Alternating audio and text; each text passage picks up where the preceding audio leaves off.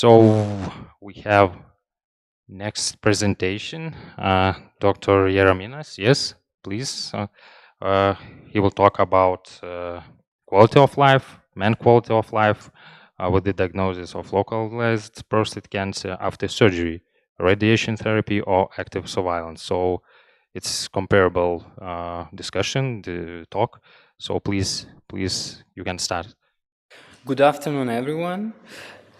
As it was mentioned, I'm Algis Jaraminas, Senior Resident Physician of Psychiatry, and my supervisor is Giedra Bulutene, Doctor of Medical Sciences and also Physician of Psychiatry. As you see, I'm going to present you a review of the literature about the quality of life of the prostate cancer patients which were treated by different approach strategies. So first of all, the introduction. As localized prostate cancer remains second most common cancer, as localized prostate cancer remains second most common cancer amongst men and the fourth most prevalent cancer overall, as survival and diagnosis is improving worldwide, especially in developed countries. Survival of cancer is a broad spectrum of experience. So survivors of prostate cancer report poor general health in comparison to general population. As prostate cancer 5-year survival rate almost reaches 100%, research meets new challenge for post-diagnostic and post-treatment needs of the patients because longer life does not always mean living well. Another obstacle that research faces is that the quality of life is difficult to measure. The main priority of current research is to reduce treatment-related morbidity and improve quality of patients. Dr. Fitzberg-Mullen, a physician, once described his tough journey through the whole prostate cancer experience himself. It is as we have invented sophisticated techniques to save people from drowning, but once they have been pulled out of water, we leave them on the dock, he wrote in New England Journal of Medicine in 1985. The thing is that patients decide about treatments that may affect their whole life further.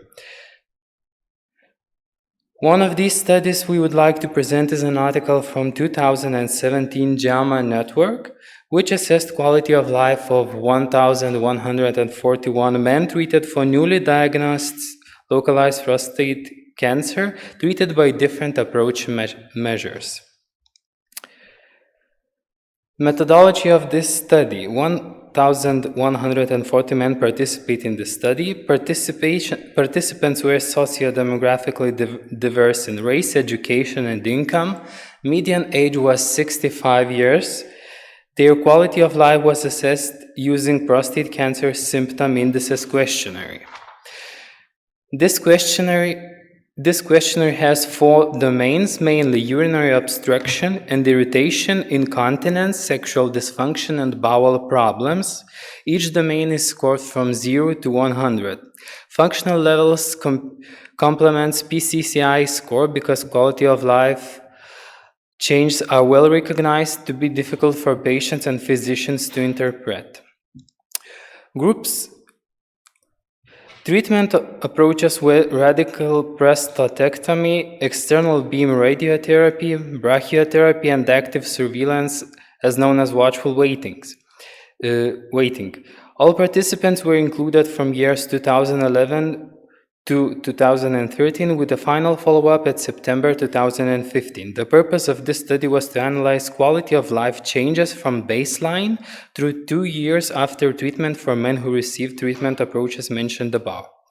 Among 1,141 men, 314 received active surveillance, 21.8% external beam radiotherapy, 9.6% brachytherapy, and 41.1% prostatectomy.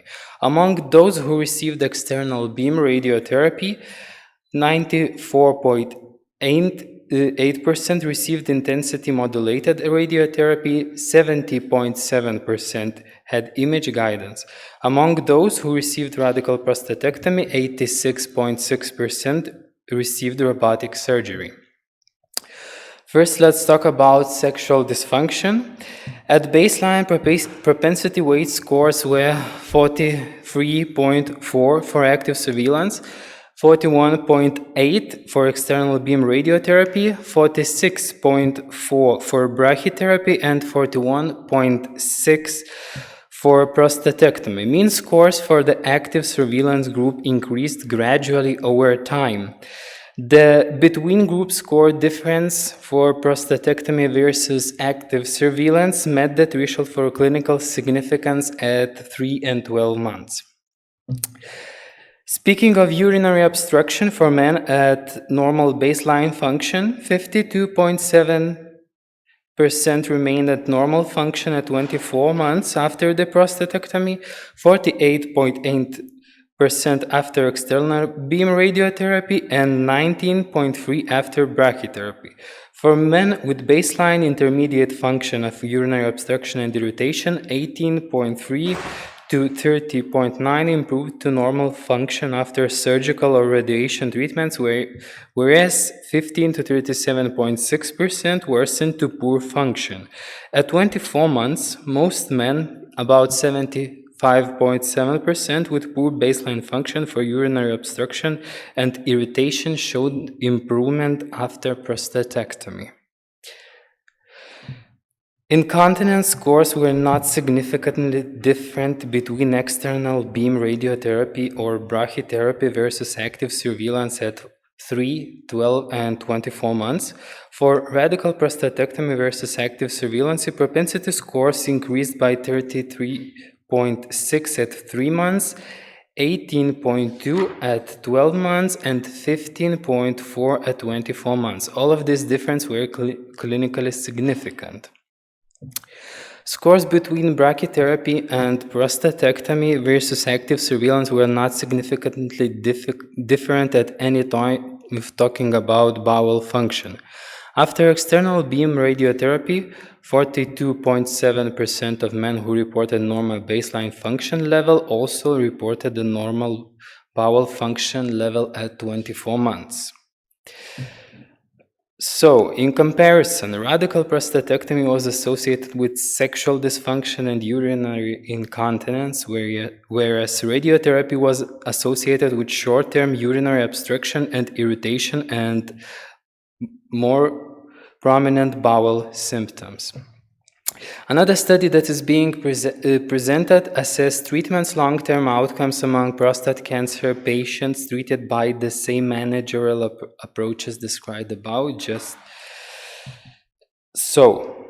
The aim of the study was to describe the long-term self-reported quality of life associated with different common treatment approaches for men with localized prostate cancer in comparison with population-based controls. Secondary goal was to determine the extent to which previously self-reported changes in continence, potency, bowel function, and overall well-being at 3 and 10 years of follow-up were still present and may be problematic at 15 years. Methods of these studies: controls completed questionnaires using the 12-item short-form health survey scale of University of California, Los Angeles Prostate Cancer Index, and Expanded Prostate Cancer Index composite short-term form at 1, 2, 5, and 15 years after their recruitment to the study. Treatment groups were based on choice of primary treatment, including surgery, nerve-sparing radial prostatectomy or non-nerve-sparing, external beam radiation therapy, and high-dose rate brachytherapy, androgen deprivation therapy with or without external beam radiation therapy, and low-dose brachytherapy. Because we were unable to ascertain whether conservatively managed patients were managed through active surveillance or watchful waiting, these patients were grouped together as active surveillance. Patients treated with low-dose brachytherapy had the worst urinary bladder of all treatment groups at year 1 after diagnosis relative to the controls. Patients receiving androgen-depriving therapy had a clinically significant worsening in urinary function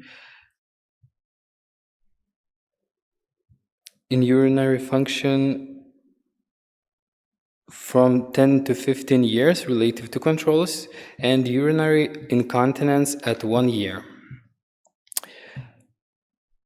Talking about sexual function. Sexual function scores in men treated for localized prostate cancer were lower than in population-based controls for all treatment groups at all follow-up time points and in unadjusted absolute terms. Sexual function scores for each group receiving active treatment generally showed an initial sharp decline from baseline to year 1 and gradual improvement thereafter in comparison with controls.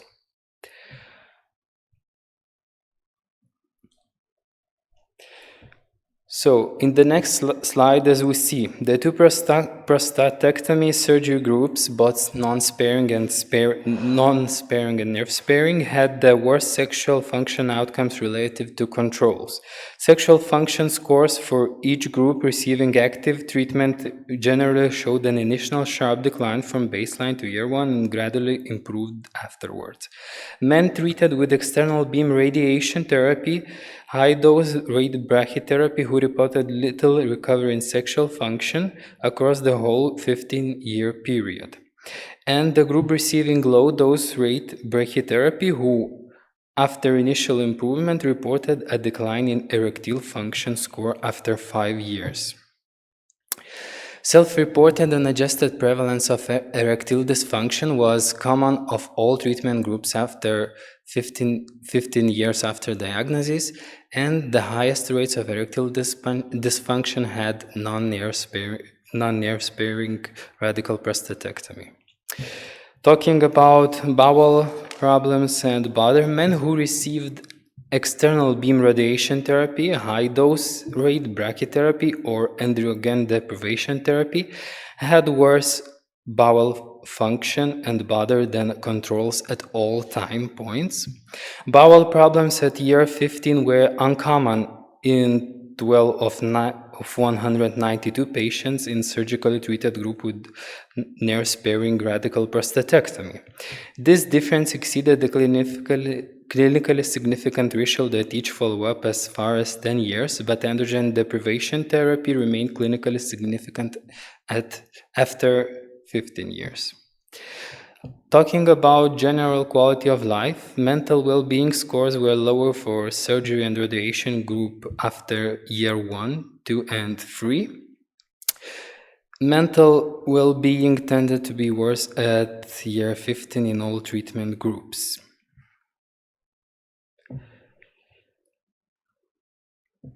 Now let's talk about treatment regret that you have mentioned before.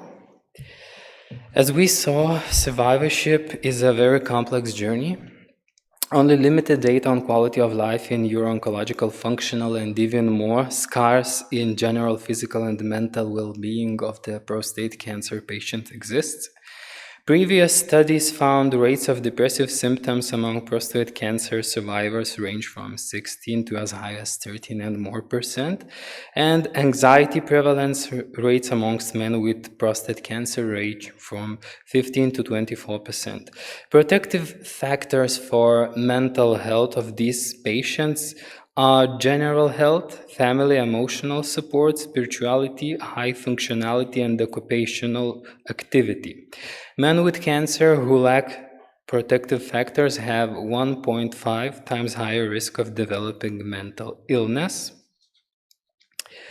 The most common reason for treatment regret were the presence of poor urinary and sexual function, the choice of surgery over the active forms of treatment, and various toxicity side effects associated with radiation therapy. Treatment regret has been previously associated with poor urinary and sexual function following treatment, particularly surgery, at 6 to 12 months post-treatment. Men who had a passive role in their treatment decision-making had higher treatment regret than men who assumed an active or collaborative role, and that among those who participated in all decision-making process, 94% did not experience treatment regret. Odds of poor social, family, emotional, functional well-being among men who regretted their form of treatment for the prostate cancer diagnosis were 3.77, 5.58, and 4.63 times greater compared to men who reported no regret. So, in conclusion, comparative effectiveness of contemporary treatment options for localized prostate cancer still remains a top research priority and a matter of debate. Active surveillance is an emerging option for men with early prostate cancer. Clinicians should discuss not only the efficacy of the various prostate cancer treatment options, but also how they may impact the quality of life and allow patients to wait in decision-making process as well as they make voluntary choices about potentially life-changing side effects based on what aspects quality of life they prefer. Data support the hypothesis that the choice of the therapeutic options could affect social functioning due to the potential occurrence of long-term side effects. The most apparent and persisting adverse association was a reduction in sexual function, although this caused limited bother to men. In contrast, while urinary incontinence was less prevalent, it was a greater cause of bother and distress amongst men treated for prostate cancer. Thank you for attention. Maybe you have any questions. Thank you for the presentation. Any questions? No questions. I have one very interesting topic, especially for us, for specialists that working on with this pathology. In case where all these treatment options are available, so which one to choose, which treatment options we can suggest for the patient. So of course the patient expectations, wishes, but when we're talking about radiotherapy and maybe just compare with the, maybe you have data with the nerve sparing surgery and compare with the radiotherapy sexual function for the patients, which one would be more satisfied? Which one of the patients group?